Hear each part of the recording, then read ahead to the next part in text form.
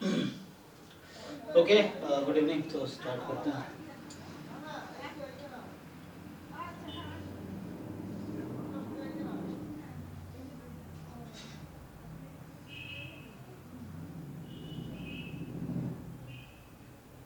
कहाँ से स्टार्ट करें?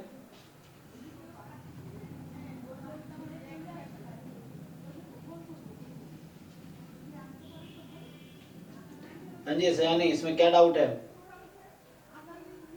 जैम वाले क्वेश्चन क्यों नहीं कर पाते हो आप? सर मैंने की है लेकिन मुझे मतलब उसका सॉल्यूशन के लेकर थोड़ा सा कंफ्यूजन है, तो इसीलिए मैंने किए हैं लेकिन मतलब मतलब मुझे थोड़ा सा कंफ्यूजन है। आंसर मैच नहीं हो रहा है?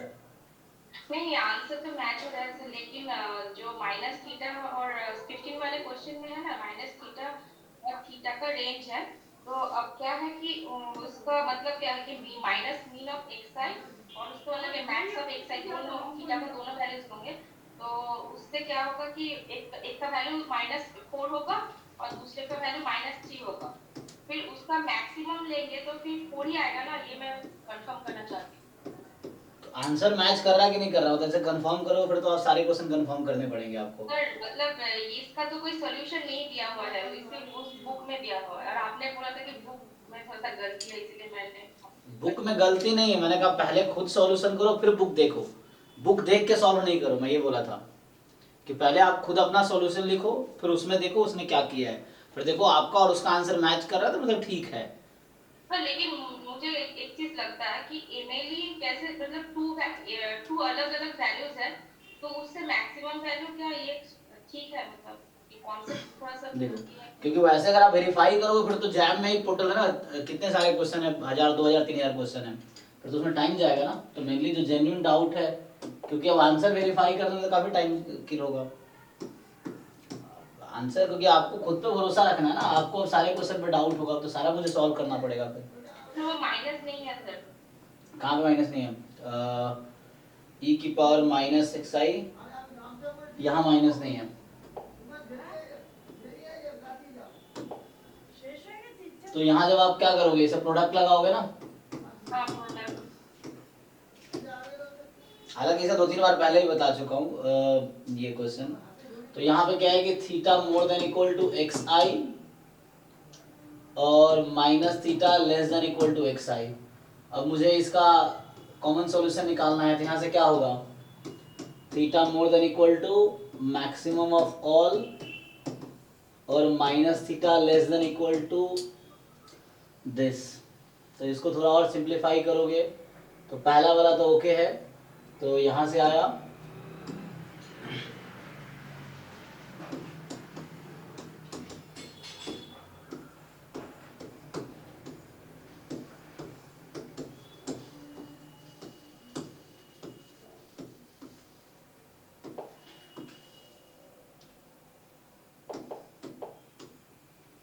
तो यहाँ से क्या आएगा, यहाँ से आया theta more than equal to nth order statistics and यहाँ से माइनस मल्टीप्लाई करो, theta more than equal to minus first order statistics. फिर क्या डाउट है इसमें, अब यहाँ तक ठीक है? हाँ, यहाँ तक तो ठीक है, लेकिन टू वैल्यूज के लिए। अब इसका इंटरसेक्शन क्या है?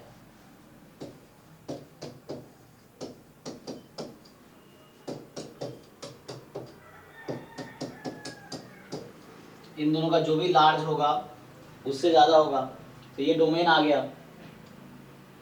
और चूंकि ये फंक्शन डिक्रीजिंग फंक्शन है थीटा के रिस्पेक्ट में, तो यहाँ से एल डैश थीटा निकालोगे तो ये नेगेटिव आएगा। ठीक है, और इसका मतलब है कि जो एम एल ई है, M L E of theta ये नंबर है, यही नंबर एम एल ई है। तो क्या दिक्कत है? अच्छा सर, होगा। हाँ, फिर डेटा 4 होगा सर, बोलो। डेटा पॉइंट दे रखा है ना, हाँ सर। तो उसको पुट कीजिए इसमें अब कि मिनिमम क्या है। मिनिमम -4 है, -4 का माइनस +4 एंड मैक्सिमम 3 है, तो मैक्सिमम 3 और 4 में लार्जर कौन सा है, तो 4 है। 4 होगा। पहले खुद से सॉल्व करो, फिर उसमें सॉल्यूशन बुक है, सॉल्यूशन बुक आप देखो, आंसर मैच हो रहा है ठीक है। अब एक एक आंसर अगर आप वैसे कंफर्म करने लगो फिर तो बहुत टाइम लगेगा, है ना। तो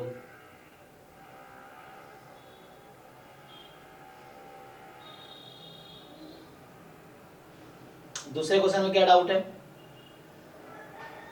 सर उसका सर मतलब मैं उसको मतलब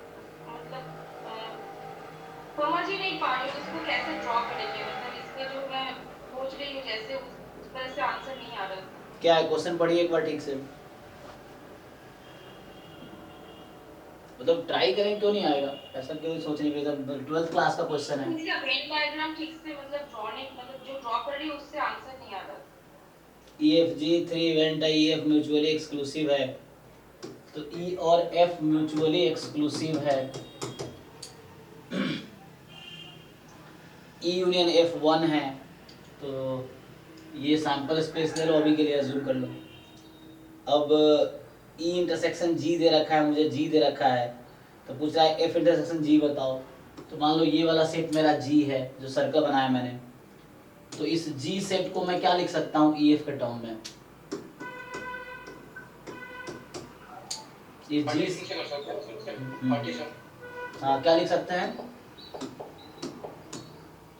इस रीजन का नाम क्या है, और हाँ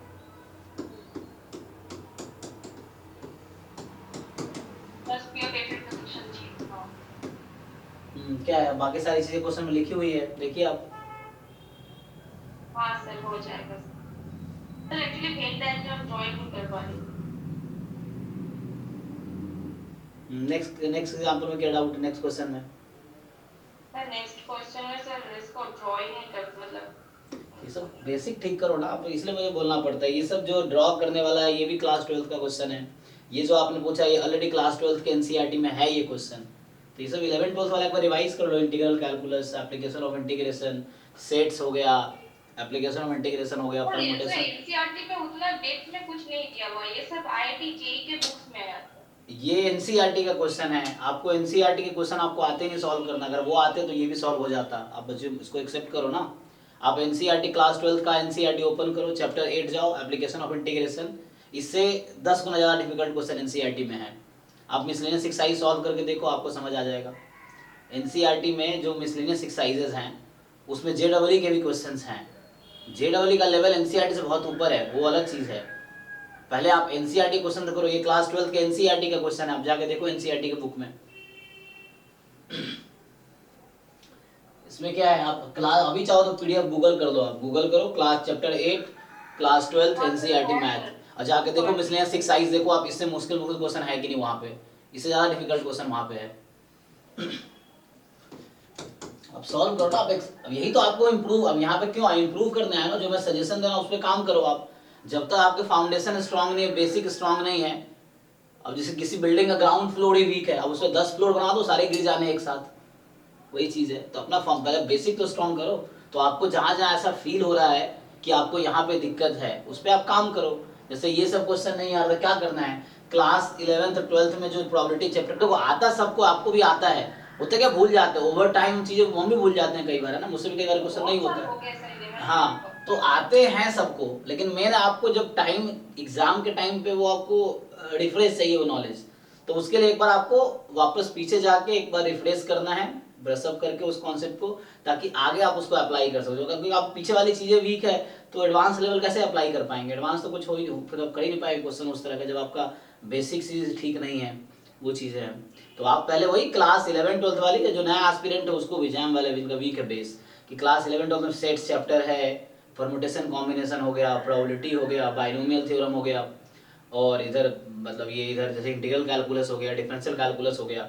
ये सब बेसिक्स हैं जो आपको फ्रिक्वेंटली यूज होंगे, और उसके क्वेश्चंस भी आते हैं एग्जाम में, जैसे यही क्वेश्चन है, इसमें क्या है x कॉमा वाई, जहां एक्स वाई दोनों 0 से 1 में है, और x प्लस वाई की वैल्यू, अब सोचो ना आप, मतलब ये तो बहुत बुरी बात है ना कि क्लास आप एमएससी कर चुके हो और ये ग्राफ नहीं बनाना आ रहा है, तो गलत बात है ना। सर ग्राफ कर ली, लेकिन उसके बाद क्या करना है बताइए ग्राफ कैसे बनेगा, हम जैसे इस तरह क्वेश्चन करते हैं। सर इसका इसका सर एक मतलब सबसे पहले शेयर तो किया था सर, वाई एक्सिस करेगा ये। हाँ हाँ ठीक है ना, तो पहले तो स्ट्रॉन्ग हो गया सर। बाउंड्रीज को हटा के पहले जितने भी इनइक्वालिटीज है उस इनइक्वालिटी की जगह आप इक्वालिटी लगाओ। तो जैसे मेनली ये इंपॉर्टेंट है यहाँ पे कि हमें लाइन बनाना है x plus y equal to 3/4, x plus y equal to 3/2, ये दो लाइन हो गई। यहाँ से x y दोनों 0 से 1 के बीच है, बोथ है x, इसका मतलब ये कहना चाह रहा है जो आपका x है 0 से 1 के बीच होगा, y जो है वो भी 0 से 1 के बीच होगा। तो ये आपका एक तो ये जो बता रहे ना दिस, इसका मतलब हो गया ये स्क्वायर हो गया कि this square is the region जहाँ x 0 से 1 में है, y 0 से 1 में है, ये चीज है, ये इसका मतलब हो गया। अब इसका ग्राफ बनाना तो इसके लिए पहले ये लाइंस बनाने पड़ेंगे हमें कि x plus y 3/4, x plus y 3/2। अब ये सब क्लास 9 10 में सीखते हैं ना linear equation in two variable, तो उसमें ग्राफ बनाते हैं। तो बस उसे रिवाइज करना है आपको कि हाउ टू मेक ग्राफ। तो ये है ग्राफ बना के फिर धीरे अप्लाई करो। तो यहाँ पे क्या है आपके पास 3/4, जैसे मान लीजिए यहाँ पे है 3/2, अच्छा आगे चला जाएगा जैसे 3/4 यहाँ ले लो, 3/2 यहाँ ले लो आप, फिर 3/4 क्योंकि आप यहाँ सीखने ही आए हो ना, आपको सीखना है। तो जो फिर भी नहीं हो रहा पीछे फिर भी नहीं हो, फिर पूछो, पूछना तो है क्योंकि सीखोगे तभी तो कुछ होगा, इम्प्रूव कैसे करोगे आप। सो 3/4 अब क्या करते हैं, तो x जब 1 है यहाँ x को 1 रखूंगा तो इसमें y की वैल्यू आ जाएगी, है ना, x को 1, तो यहाँ x 0 से 1 था ना, तो अब बनाइए इसका ग्राफ। x प्लस वाई 3/4 से 3/2 ना, 3/4 का मतलब कितना 0.75 है ना, यस सर। ये आपका 0.75, ये आपका 1.5। तो इसको देखो यहाँ बिगर पिक्चर बनाता हूँ यहाँ पे सो ये जैसे अभी 1 छोड़ो, आपके पास क्या है यहाँ मान लो 3/4 3/2 ऐसा ले लो, ये है। तो ये आपका लाइन जो होगा x प्लस वाई 3/2, ये लाइन है,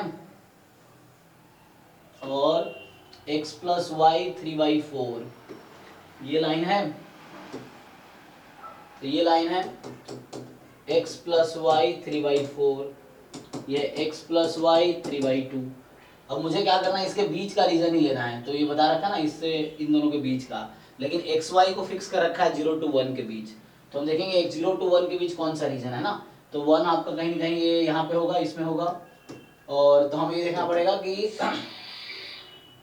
x प्लस वाई जब 3/4 है ना, मतलब 3/2 है। तो आपको देखो जब भी आपको अगर ये समझ नहीं आ रहा है कि इंटरसेक्शन पॉइंट क्या होगा, तो जो कर्व है उसका कॉमन सॉल्यूशन निकाल लो मैथमेटिकली, तो उससे दिख जाएगा। जैसे मुझे अभी डिसाइड करना है, यहाँ मैंने ये बनाए थे, अब यहाँ जैसे 3/4 है, ये 3/2 है, एक मिनट, यहाँ 3/4 है, 3/2 3/2। अब आपको देखना है ये कहाँ से पास करेगी, ऊपर से पास करेगी, इसको कट करेगी। तो अब क्या करेंगे, आप इस लाइन के बारे में सोचेंगे, ये लाइन कौन सा है, तो ये जो लाइन है ना, ये आपका y = 1 है। तो आप y = 1 का सॉल्यूशन निकालेंगे x प्लस वाई बराबर 3/2 के साथ, कि ये दोनों कर्व मतलब ये लाइन और वो जो हमारा इसको ज्वाइन करेंगे तो कहाँ पे कट करेगा, इंटरसेक्शन पॉइंट क्या है, तो मैथमेटिकली उसको सॉल्व कर लेंगे। तो मैथमेटिकली जब आप सॉल्व करेंगे तो y को 1 रखिए, तो x की वैल्यू आ जाएगी कितना जी 1/2, तो 1/2, तो मतलब x की वैल्यू जो 1/2 है और y 1 है, तो उस पे ये कट करेगा, तो x 1/2 यहाँ होगा, y 1, तो यहाँ पे कट करेगा ये। और ऐसे ही सब x को आप, अब मान लो आपको ये जानना है कि ये लाइन कहाँ पे कट करेगी इसके साथ, तो फिर से वही, तो आप x को 1 रख के देख लो, तो x 1 y 1/2 हो जाएगी। तो ये कहीं ना कहीं ऐसा लाइन बनाएगा तो मतलब यहाँ पे जो बना रहा हूँ मैं, तो ये आपके पास ये कहीं ना कहीं ये जो है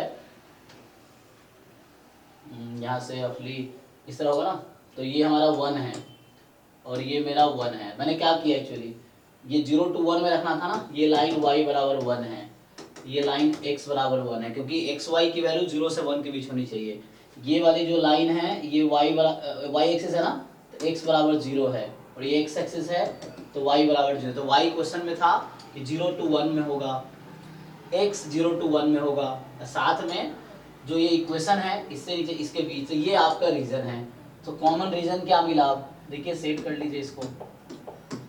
तो ये पॉइंट कौन सा मैंने पॉइंट निकाला था कि 1 है तो हाफ हो जाएगा, और ये पॉइंट क्या है, हाफ कॉमा 1 हो जाएगा, क्योंकि हमने इंटरसेक्शन पॉइंट लगाने हैं आपको। ये लाइन है x plus y is equal to 3/2, ये है आपका x plus y equal to 3/4, ठीक है। तो अब इसके बीच का ये रीजन है, आप इस पे कीजिए इंटीग्रेशन।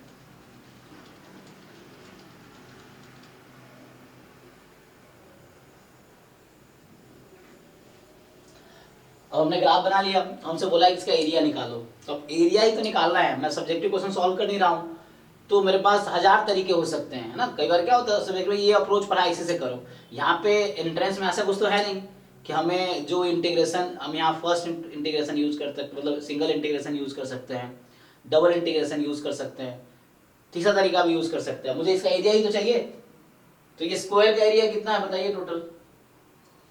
स्क्वायर का एरिया 1 होगा, माइनस इस वाले ट्रायंगल का एरिया कितना है, इस वाले ट्रायंगल का एरिया घटा दो, तो ये हाफ है, ये है ना, इसका लेंथ हाफ है, इसका भी लेंथ हाफ है, तो इस ट्रायंगल का एरिया कितना हो गया? हाफ इंटू हाफ मतलब 1/2। ये हो गया, मतलब एक ट्रायंगल का, दो है तो एक हाफ हटा दो, है ना, इंटू 2 कर देंगे। ये एक ट्रायंगल का एरिया है, दो ट्रायंगल, ये हो गया। सो 1 माइनस, एक बार चेक कर लो बाकी लोग। तो यही पूछा था ना आपसे, क्या पूछा था कि एरिया ऑफ द रीजन, तो y x y 0 से 1 में है, 3/4 से 3/2। ऊपर वाला तो सही है लेकिन नीचे वाला 3/4 नीचे है। वाला अच्छा एक मिनट, हाँ सॉरी, और माइनस कुछ होगा, ये यूनिफॉर्म तो है नहीं ना, ये कितना है? अरे ये हाफ, ये तो 3/4, ये 3/4 है, और ये कितना है? वो भी 3/4। हाँ इससे कर दो, ठीक है। तो क्या आएगा आगे, तो मैंने 2 टाइम मैं इक्वल मान लिए ना। माइनस 9/32। चलो तो ये एक ट्रायंगल का ये हो गया, half into base into height, तो बेस का लेंथ हाफ, इसका हाफ, और यहाँ पे आप सॉल्व करेंगे तो half into base into height, check कर लो एक बारी। तो यहाँ है ना इक्वल ट्रायंगल, पॉइंट का कोऑर्डिनेट देखना था, तो उसके हिसाब से डिसाइड हो जाएगा। सो क्या आएगा देख लीजिए, 1/8 माइनस 32, इसका एलसीएम ले लीजिए टोटल,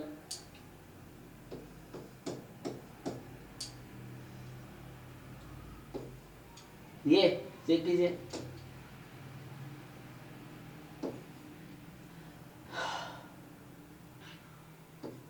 ये आया क्या? कैलकुलेशन देख लो, कैलकुलेशन चेक कर लो। तो यहाँ हमने इंटीग्रेशन यूज ही नहीं किया है ना, मतलब जरूरत थोड़ी इंटीग्रेशन से ही करे, हमारा पर्पस है एरिया निकालना। तो एरिया हम जैसे भी हमें आता है वैसे निकालेंगे। जैसे अब एरिया क्या इतना इंटीग्रेशन करना, तो सीधा स्क्वायर में से इन दोनों ट्रायंगल के एरिया को बाहर कर दिया, है ना। तो इसका लेंथ हाफ है, ये 90 डिग्री है, और इसका हाइट हाफ है। यहाँ बेस इसका 3/4 था और हाइट भी 3/4 था, तो शुरू में मैंने इक्वल मान लिया था ना, तो गड़बड़ है, देख लो एक बारी। तो ये एक अप्रोच है, मतलब कई सारे तरीके हो सकते हैं, इंटीग्रेशन से करेंगे तब भी आंसर यही आएगा। तो वो तो डिपेंड करता है कि आप, है ना, तो घर पे जब ट्राई करते हैं तो डिफरेंट तरीके से ट्राई करो। एक बार गलत हो गया दूसरा तरीका लगाएंगे, दूसरा गलत हुआ तीसरा तरीका लगाएंगे, समहाउ में ट्राई करते रहना है। उससे सीखेंगे, फिर एंड में पता चल जाएगा आपको गलती क्या थी। ये है। हाँ जी संजय, तो इसमें कॉम्बिनेशन तो बना लिए, बस फाइनल में आंसर नहीं है। P1 tosses player P1 tosses 4 coin, P2 tosses fair die। अच्छा, P1 ने 4 कॉइन टॉस किया और P2 ने एक डाई इंडिपेंडेंट रोल किया P1 से। Probability that number of heads observed is more than the number on the upper face of the die equals. तो combination में क्या प्रोबेबिलिटी क्यों नहीं आ रहा है? सैंपल स्पेस क्या है इसका? सर एक तो ये बोलेगा टॉस किया जो 1 2 3 4, एक तो चलो तुम वो टॉस करोगे, एक तो एक ना, चलो छोड़ो, यहाँ x मान लो है,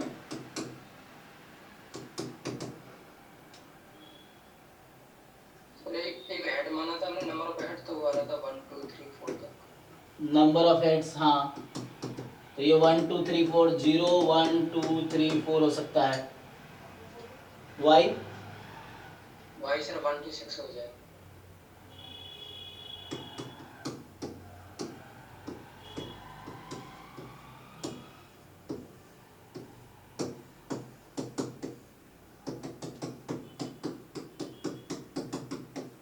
ठीक है, तो एक्स और वाई हो गया।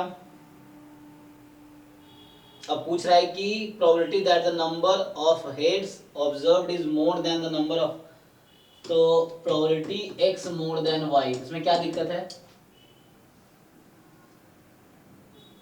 पेयर बनाओ, जहां कितने पेयर बनेंगे जहां एक्स मोर देन वाई है? एक तो 2 वाला बनेगा, एक 2 का 1 के साथ में बनेगा, और एक 3 का बनेगा 1 2 तक, और 4 का बनेगा 1 2 3 तक, ऐसे पेयर बनेंगे सर। हाँ, जितने बनेंगे उतने बनाओ, उससे करो, और ईच पेयर में प्रोबेबिलिटी निकालो।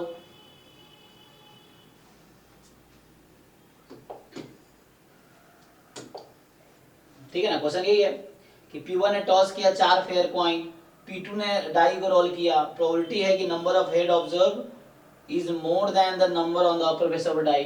तब यही केसेस बनाने पड़ेंगे, मतलब जो भी पॉसिबिलिटी है पेयर बनाओ कि क्या क्या हो सकता है एक्स वाई के पेयर। जैसे मान लो 0 के साथ सारे फिट हो जाएंगे, जैसे यहाँ पे मोर है ना, तो मोर है तो मतलब मुझे एक्स ज्यादा लेना है वाई से, तो क्या 0 के साथ कोई फिट नहीं बैठेगा, 1 के साथ क्या आएगा, 1 1 आएगा, 1 1 भी नहीं आएगा, क्योंकि इक्वलिटी नहीं लगा रखी है ना, इक्वलिटी है नहीं यहाँ पे, तो इक्वलिटी नहीं है तो 1 1 भी नहीं चलेगा। तो कहाँ से स्टार्ट करोगे तुम? 2 1 एक हो सकता है, मैं एक्स वाई लिख रहा हूँ, एक्स कॉमा वाई, तो एक्स 2 वाई 1 हो सकता है। और क्या हो सकता है, इसे केसेस लेके आंसर नहीं आएगा, क्यों नहीं आएगा? पर एक केस कर किया था, लेकिन आंसर मेरा मैच नहीं किया, मैंने 2 बार किया। 2 1 एक केस किया 3 1 4 1, फिर आगे क्या है, मैंने दूसरा वाला 1 फिक्स कर दिया y को, तो x की, रुक जाओ, जब x को y को 1 फिक्स कर दिया तो यहाँ पे 2 3 4 हो सकता है। जब y को 2 फिक्स कर देते हैं, सो 3 2 4 2, y को 3 फिक्स कर देते हैं, क्या बनेगा? 4 3। अब कोई बनेगा आगे? y को y है ना, y को 4 रख दिया तो 4 से बड़ा तो x है ही नहीं, तो यहाँ पे क्या है अब? तो इसका मतलब है कि probability x is equal to 2 y is equal to 1 है ना। तो इसमें क्या ही दिक्कत है, तुम ठीक से कैलकुलेशन नहीं किए, तुम लोग पता है खुद पे भरोसा क्यों नहीं होता। तो यहाँ से x बराबर 2 y बराबर 1, इस तरह से है, ये इंडिपेंडेंट ही तो है, इंडिपेंडेंट है ना, तो इंडिपेंडेंट जब बता रखा है तो एक काम करो, सो प्रोबेबिलिटी इन तीनों को एक साथ लिख देता हूं मैं कि x की वैल्यू 2 है और y, x की वैल्यू 2 3 4 हो सकती है और y की वैल्यू 1 है ना, ये हो जाएगा। फिर यहाँ से इसको लिखोगे, ये दोनों साथ में प्लस, सो है ना, सारे आठ को मैं प्लस करना दे, 3 था इसलिए अलग अलग कर दिया मैंने, तो मैं जैसे लिखना अलग अलग करके तुम लिख लो। वो किया तो सेम ऐसे ही था, लेकिन मैंने दोबारा कैलकुलेशन समझ में नहीं आ रहा था। x बराबर 2 मैं लिख देता हूँ अलग अलग ताकि कंफ्यूजन किसी को ना हो। देखो x बराबर 3 y बराबर 1, ऐसे कर करके लिखते जाओ, प्रोबेबिलिटी x बराबर 4 y बराबर 3, तो यही चीज को मैंने ऐसे लिख दिया। अब क्या है, इंडिपेंडेंट है, तो जब इंडिपेंडेंट है तो x पे 2 आने की क्या प्रोबेबिलिटी है? x का डिस्ट्रीब्यूशन क्या है मेरे भाई? या तो नंबर ऑफ हेड्स लियो तो ऐसे देख लो, सो बाइनोमियल कितना 4 1/2, हाँ, तो x बराबर 2 पे प्रोबेबिलिटी निकाल लो उसका, वैसे कैलकुलेशन इसमें है क्या, तो x बराबर 2 पे प्रोबेबिलिटी निकालो, 4c2 हाफ की पावर ये 4 ही आ जाएगी, और y बराबर 1 कितना है, ईच पे तो 1/6 ही प्रोबेबिलिटी है इसकी, तो ये तो 1/6 फिक्स हो गया, सब में 1/6 ही रहेगा, बस तुम्हें ये ऐड करना है, प्लस ये क्या है 4c3 1/2 की पावर 4 इंटू 1/6, करो कैलकुलेशन, आंसर आएगा, आंसर क्यों नहीं आएगा, ये ओके सर, ठीक से कैलकुलेशन करो। एक बार गलती हो दोबारा करो, देखो कहाँ गलती हो रही है, ये चीज है। सर ये 23 वाले में सर मेरा आंसर 1 प्लस का आ रहा है बीटा एक्स की जगह, इसमें आंसर दे रखा है 1 माइनस के, यही क्वेश्चन है बस। तो ऊपर ग्राफ देखो, उसका ग्राफ क्या है, 1 प्लस कैसे आ गया तुम्हारा बीटा एक्स, वो एक्स का लिमिट क्या है? सर इसमें दो लिमिट बनी है ना, x टू 0 टू 1 और 1 टू 2। हाँ, तो एक्स की क्या लिमिट है पहले इंटीग्रल में? 0 टू 1 आएगी सर। नहीं, एक्स की लिमिट। अच्छा वो y2 लेके और 2 माइनस के ये 2 माइनस के।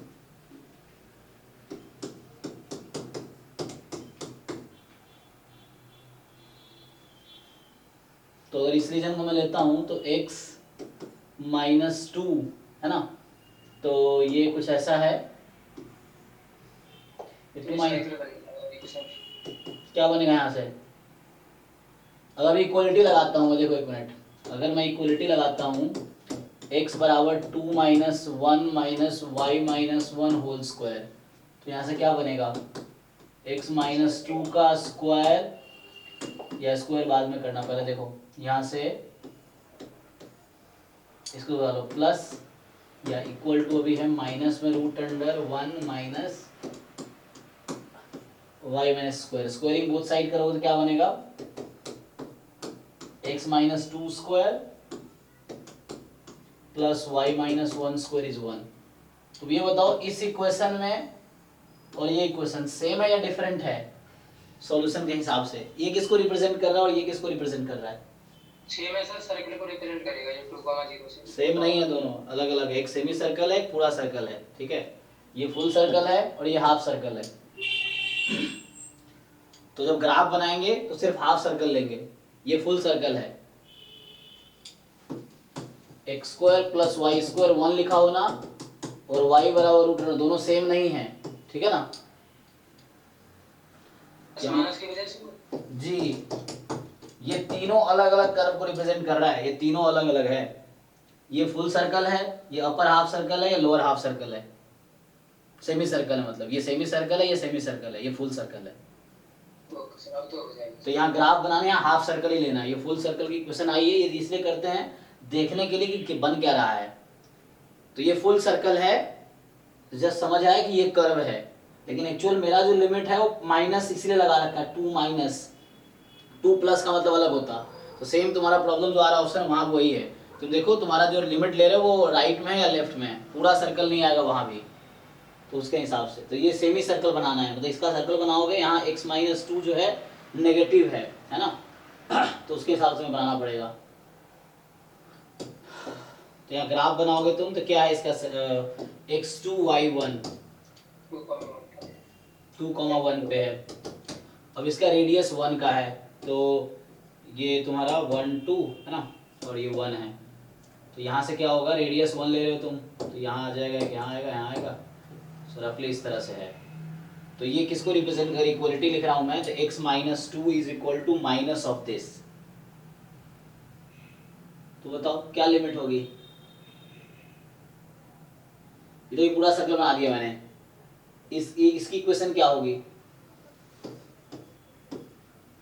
यहाँ x2 है, x2 है ना, ये लाइन x बराबर 2 है, ठीक है? यहाँ क्या लिखा है, x बराबर क्या लिखा है, समथिंग। तो ये कौन सा वाला, राइट हाफ होगा, सेमी सर्कल है, तो राइट हाफ सेमी सर्कल या लेफ्ट हाफ है? लेफ्ट हाफ है ना, तो ये वाला सर्कल ये सेमी सर्कल है, बस इतना ही लेना है तुम्हें। तो ये अगर इसका हटा सकते हो तुम ग्राफ, तो ये जो है ये ग्राफ है इसका, इतना ही, this is the graph of this. Same यहाँ पे है, जब तुम इसका ग्राफ बनाते हो तो ये पूरा सर्कल का ग्राफ है, इसका ग्राफ सिर्फ ये ऊपर वाला है, y नेगेटिव नहीं हो सकता यहाँ पे, यहाँ y पॉजिटिव नहीं हो सकता, तो इसका ग्राफ सिर्फ लोअर हाफ है। ये सब छोटी बारीकियां हैं जो तुम्हें पकड़नी है, यहाँ गलतियां होंगी।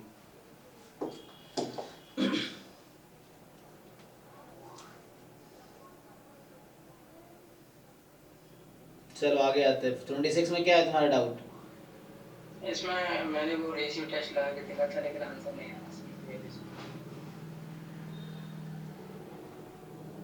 प्लीज कन्वर्ट रूट टेस्ट लगाओ। रूट टेस्ट लगा। हाँ रूट टेस्ट क्या होगा? हाँ sir, 1 plus c by n की पावर एन हो जाएगी और नीचे 3 माइनस 1 बाई एन हो जाएगा। हाँ तो ऊपर वाले की लिमिट क्या आएगी? हाँ तो ऊपर वाली आएगी सर ए की पावर सी आएगी और नीचे वाली की आएगी 3 लेस देन 1 करेंगे तो क्या होगा? पावर सी। कब कन्वर्ज करती है ये रूट टेस्ट कब कन्वर्ज करती है? मतलब जब an की पावर 1/n की लिमिट 1 से कम हो तब या 1 से ज़्यादा हो तब?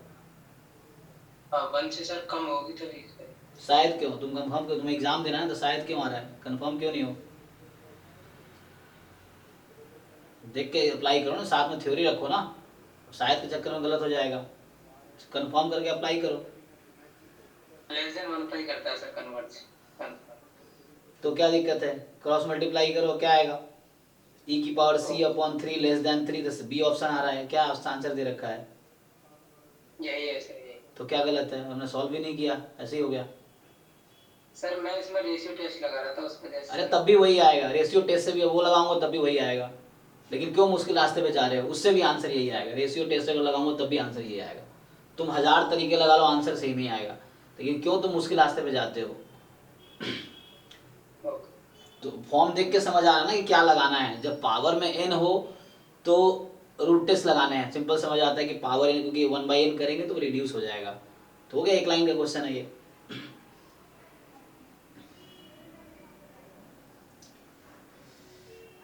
नेक्स्ट देखिए, नेक्स्ट क्या है कि x जो है एक्सपोनेंशियल 1 है और y जो है इंटीजर पार्ट है x प्लस 1 का। अच्छा, तो यहाँ इन्होंने ये कहा कि x प्लस 1 का इंटीजर पार्ट, इसका मतलब ये हो गया कि greatest integer function of x plus 1, और y इन्होंने i प्लस 1 लिया है। अच्छा, if and only if i plus 1 होता है x प्लस 1। तो अभी यहाँ पे जो सपोर्ट है एक्सपोनेंस, हाँ मतलब मोर देन 0 ना, तो अच्छा तो x प्लस 1 मोर देन 1 हो जाएगा। यहाँ इक्वलिटी भी लगा सकते हैं, कोई दिक्कत नहीं है, लेकिन वो उसके केस में फिर तो पॉइंट पे मास तो होते नहीं है, तो हाँ रहने दो। मोर देन 0 लो तो x प्लस 1 मोर देन 1, तो इसका सपोर्ट जैसे 1 से 2 के बीच जब x प्लस 1 है तो 1 2 3 डॉट डॉट डॉट। हाँ अब ये कह रहा है कि दैट इज y बराबर i प्लस 1 टाइप का है। इफ एंड ओनली देन आपको बताना है कि y ज्योमेट्रिक है, और तो ये तो निकाल सकते हैं डिस्ट्रीब्यूशन ना। सर ऑप्शन सी में डाउट है। ये अच्छा। टैन मॉडल आया मतलब ज्योमेट्रिक का 1 minus e raise to minus 1। अच्छा, लेकिन हम लोग पहले जब सॉल्व कर रहे थे वहां greatest integer function of x था, मतलब जो थ्योरम था। तो यहाँ तो x प्लस 1 है ना, तो इसमें डिस्ट्रीब्यूशन में चेंज आएगा कि नहीं? ये ट्रायल मॉडल होगा ना, मतलब हाँ नंबर ऑफ ट्रायल वाला। अच्छा उस तरह से आ जाएगा शायद। हाँ से स्टार्ट होगा। तो मतलब यहाँ पे आपका ये आंसर कुछ ऐसा आएगा कि लाइक q की पावर x माइनस 1 या y माइनस 1 इंटू पी, और y की वैल्यू 1 2 3 डॉट डॉट डॉट, यही ना? तो ये है ओके।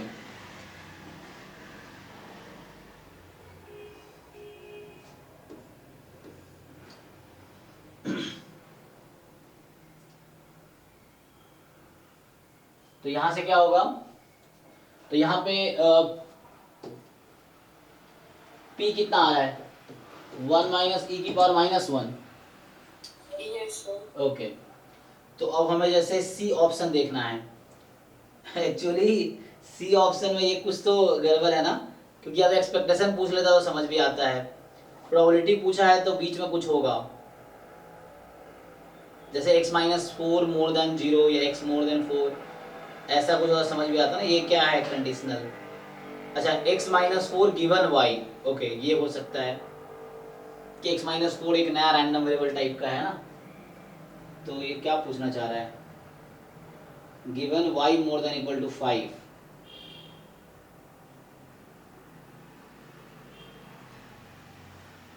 प्रोबेबिलिटी, लेकिन यहाँ पे प्रोबेबिलिटी तो इंटरवल पे आता है ना, तो इसका क्या मीनिंग है? तो या तो ऐसा होता x more than equal to this given this, लेकिन ये तो वो पूछ रहा है, तो ये ना लिखने में ही दिक्कत है, क्योंकि ये तो अभी मीनिंगलेस टाइप का लग रहा है। या तो एक ये केस कर सकते कि जैसे ये एक साथ मान ले, लेकिन वो भी ऐसा थोड़ी लिखते हैं, उसका लिखते हैं कि यहाँ लिखते हैं more than equal to 5 given this, वैसा लिखते हैं। तो यहाँ कुछ तो मिसिंग है, या तो ऐसा लिखता है x more than equal to 4 given this, ऐसा कुछ, या x तो कॉन्टिन्यूअस है, हाँ तो वैसा कुछ लिखना होना चाहिए। तो इसमें मतलब एरर है, ऑप्शन में ही एरर है।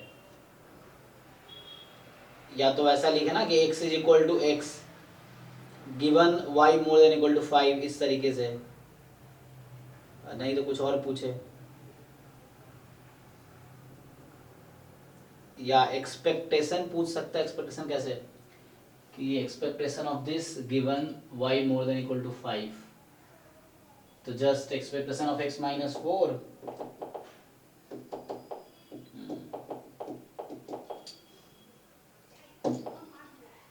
इसमें कुछ ना, इसमें एरर है, इसी में एरर है, इसको छोड़ दो। नेक्स्ट क्वेश्चन जो है कि x be the number of tosses of a fair coin required to get the first head, तो इसका मतलब ये हो गया हमारा ज्योमेट्रिक, है ना। और y given x is equal to n जो है बाइनोमियल n, 1/2 है। तो मतलब ये कहना चाह रहा है कि x जो है हमारा ज्योमेट्रिक है, फेयर क्वाइन ना, हाफ हो जाएगा, और ये नंबर ऑफ ट्रायल वाला है, नंबर ऑफ टॉसेस, तो x 1 से स्टार्ट होगा इस तरह से। और ये कह रहा है कि y गिवन x जो है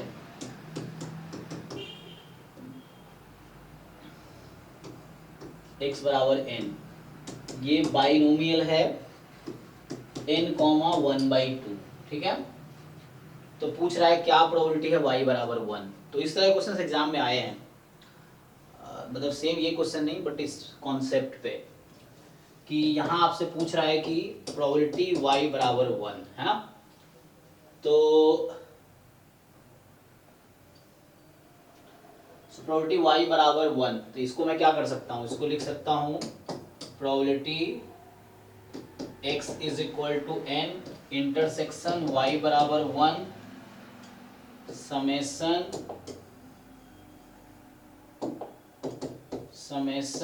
n फ्रॉम 1 टू इन्फिनिटी। देखिए ये समझ पा रहे हैं क्या कर रहे हैं हम। Total probability of event a is equal to probability of ei intersection a summation over i from, अगले स्टेप में क्या करते हैं हम लोग, probability of ei into a given ei, जो कि आपको याद होगा टोटल प्रोबेबिलिटी का फॉर्मूला होता है ना। जैसे आपको क्या याद है, what is formula of total probability, कोई बताओ। टोटल प्रोबेबिलिटी का फॉर्मूला क्या है, क्या लिखते हैं?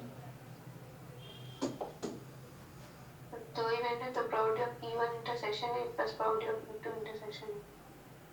हाँ मतलब दो है तो n हुआ, तो मतलब जो आप लोग जानते हैं जनरली जो यूज करते हैं वो आप ये यूज करते हैं ना, प्रोबेबिलिटी ऑफ ei इनटू, ये गिवन ही है। हाँ जो फॉर्मूला हम लोग यूज करते हैं वो ये यूज करते हैं ना, ये चल रहा है। मतलब हमारे पास n अगर पार्टीशन है सैंपल स्पेस का e1 e2 en, तो उस केस में हम लोग ये यूज करते हैं।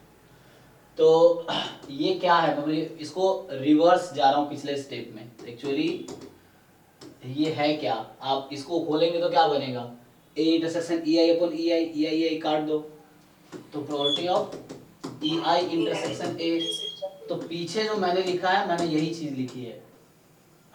और जो भी मैं अभी कुछ दिनों से आपने नोटिस किया होगा, जो भी क्वेश्चन मैं सॉल्व करता हूँ मैक्सिमम वाला था, जो जितने क्वेश्चन था, तो उसमें यही करता हूँ हर क्वेश्चन में। जहाँ दे रखा है पार्टीशन के x मोर देन 0 होगा तो ऐसा होगा, x लेस देन 0 है तो ऐसा होगा y। तो जब मैं y का डिस्ट्रीब्यूशन निकालता हूँ तो यही करता हूँ हर पहला स्टेप में, कि हम इसको ब्रेक कर देते हैं। प्रोबेबिलिटी ऑफ a बराबर a intersection e1 plus a intersection e2, ये जितने भी है तो यही चीज़ है। तो यही चीज़ मैंने यहाँ पे किया है। सेम चीज, ये ई आई है और ये ए है, तो प्रोबेबिलिटी ऑफ ए बराबर summation probability of e i given a. अब इसको मैं लिख सकता हूँ अकॉर्डिंग टू गिवन इंफॉर्मेशन। तो इस पे क्वेश्चन आए एग्जाम में, आप देखोगे तो आया हुआ एग्जाम गेट में। तो यहाँ से summation n from 1 to infinity probability x is equal to n and probability y is equal to 1 given x is equal to n। अब सॉल्व हो जाएगा, सारा इन्फॉर्मेशन है मेरे पास। यस सर, हो जाएगा। तो इससे आ जाएगा सॉल्व होकर।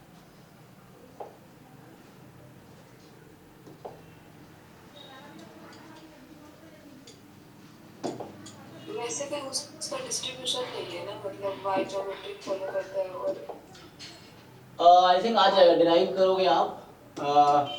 ये थ्योरम है जब ये पॉइजन था, आप देखोगे बीके रोहित की में ये थ्योरम है, जब ये पॉइजन था तब थ्योरम है। तो होता क्या है, जब x इज पॉइजन लैम्बडा, ये थ्योरम ये है। ज्योमेट्री के लिए थ्योरम शायद नहीं है, या चेक करना पड़ेगा प्रूफ करके, है ना?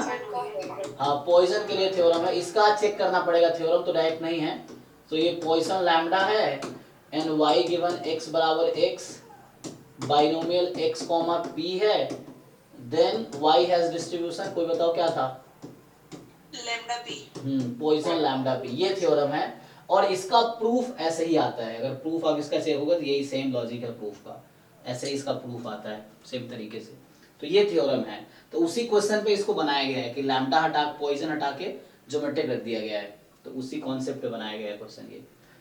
तो अभी यदि क्वेश्चन ऐसा इस टाइप में आता है कि x दे रखा है अपन को, उसका डिस्ट्रीब्यूशन दे रखा है, y गिवन x दे रखा है, देन y का डिस्ट्रीब्यूशन निकालना हो तो अपन सेम ये टोटल प्रोबेबिलिटी का लगा सकते हैं। हाँ हाँ, यही करना पड़ेगा। 2023 में भी एक क्वेश्चन आया ना, अब देखो 2023 में एक क्वेश्चन आया हुआ है 2023 में, जहां आपको गामा दे रखा है शायद, और वैसे ही y बराबर 1 पे ही पूछा है ऐसा कुछ, वो एक क्वेश्चन इस पे है, चाहे इसमें ये यूज हुआ है, NAT में शायद वो क्वेश्चन है। तो उस तरह से ये यहाँ भी ये यूज हुआ, तो ऐसा कर सकते हैं आप, है ना, टोटल प्रोबेबिलिटी यूज कर सकते हैं। सर ये ओनली पॉइंट वाइज ही कर सकते हैं, या फिर जैसे y ग्रेटर देन कुछ दे रखा होता है 2 या 3 तो भी कर सकते हो, यहाँ कुछ भी है तो कॉमन, हम इसको चेंज तो कर नहीं रहे। ये इवेंट A है तो ये इवेंट A है, तो ये इवेंट A है, जो भी रहेगा सबके लिए कर सकते हैं। अगर मोर देन इक्वल टू 1 होता तो भी कोई दिक्कत नहीं है। किसी यहाँ पे कुछ भी, यहाँ पे कोई इवेंट A होगा तो कोई दिक्कत नहीं है, उससे कोई प्रॉब्लम थोड़ी है। ये चीज है, किसी भी इवेंट A के लिए काम करेगा ये।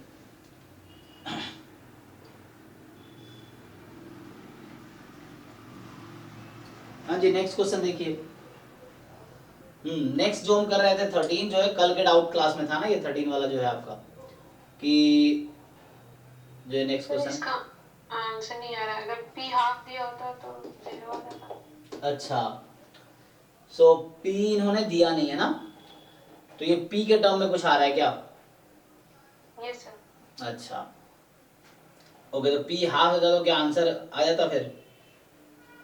यस सर, p अगर हाफ होता तो 0 आ जाता। अच्छा p into half minus p। Okay, मतलब ये है, क्योंकि इन जनरल ये सिर्फ थ्योरम तो नॉर्मल में है, तो नॉर्मल नहीं है, तो जैसे यहाँ पे आया p into half minus P.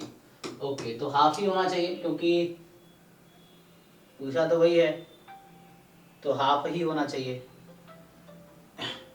ठीक है, हाँ तो ये हाफ रखना पड़ेगा। एक मिनट, हाँ रख नहीं आंसर रॉन्ग है यार। कैसे होगा तो क्या बजे 8 से पहले चला था कहीं 8 बजे हॉस्टल में, तो गाड़ी गार्ड पता किस बाहर गार्ड रही थी ना, अरे गेट ना खोली छू जाके गार्ड ना आ सके केक देवे आती था।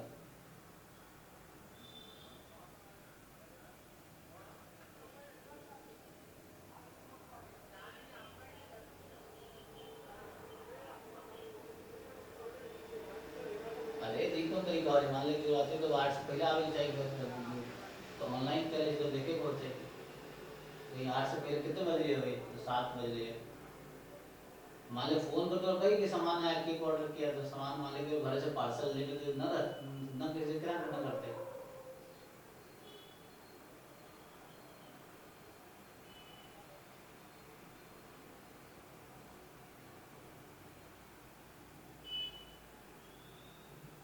तो कभी कभी हम देखी जो ऑनलाइन मतलब 6 से 10 के बीच में रहने देखी जो चेक कर लीजिए। मतलब दूसरा ठीक है देखी जो।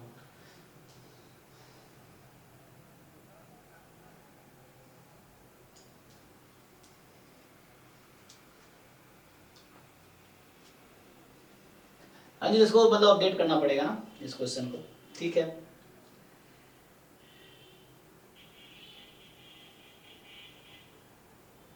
ओके तो ठीक है, तो अभी यहीं स्टॉप करते हैं, ठीक है। श्रिया है अभी क्लास में नहीं है ना, तो